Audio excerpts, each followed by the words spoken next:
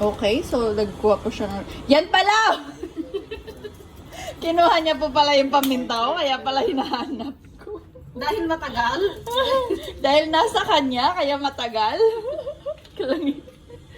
Okay, ang ginawa po niya, And inoff po first, niya yung ano, ito muna, lagyan natin ng paminta. paminta.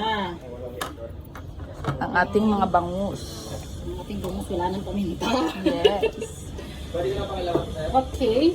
Tapos, inoff po niya yung induction cooker. Yes, kasi we're preparing our Ano po yan? Ano po for yan? marinade. What's that?